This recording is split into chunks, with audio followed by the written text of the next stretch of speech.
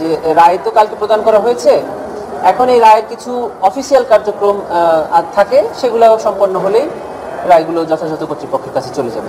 সম্পত্তি বাজেয়াপ্তের বিষয়ে নিয়ে একটু বলেন, আসলে কিভাবে সরকার এটা করতে পারে, বা যেহেতু সাবেক প্রধানমন্ত্রী এবং সাবেক স্বরাষ্ট্রমন্ত্রীর সম্পত্তি, তো বিষয়টা এইটা এই ট্রাইব্যুনালের ইতিহাসে প্রথম এরকম কম্পেনসেশনের রায় প্রদান করা হয়েছে।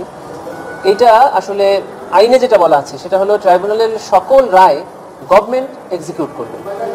এখন এই রায়ের কপি যখন ডিস্ট্রিক্ট ম্যাজিস্ট্রেটের কাছে যাবেন, ওনারা সিদ্ধান্ত নেবেন যে এর কোন অংশ ওনারা কিভাবে কার্যকর করবেন। আমরা যেটা করব সেটা হলো যে দুজন আসামি পলাতক আছে তাদের বিরুদ্ধে একটি গ্রেফতারি পরোয়ানার কপি সহ রেড নোটিশ জারির আবেদন করা আছে আমাদের আগেই। সেটাকে এখন মডিফাই করে গ্রেফতারি পরোয়ানার বদলে একটা কনভিকশন ওয়ারেন্ট, এই কনভিকশন ওয়ারেন্ট বা সাজার পরোয়ানা বলে আমরা তার বিরুদ্ধে আরেকটি ইন্টারপোলে নোটিশ জারির জন্য আবেদন করব থ্রু ফরেন মিনিস্ট্রি। এটা আমরা করব এবং এটার কাজ অলরেডি আমরা শুরু করেছি।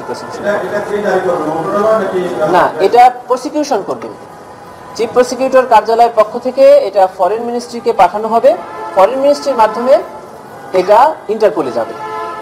আবেদনটা আমরা করব না, এটা এখনই আমাদের কাজ শুরু হয়ে গেছে, জাজমেন্ট হাতে পেলেই আমরা এটা পাঠিয়ে দিব।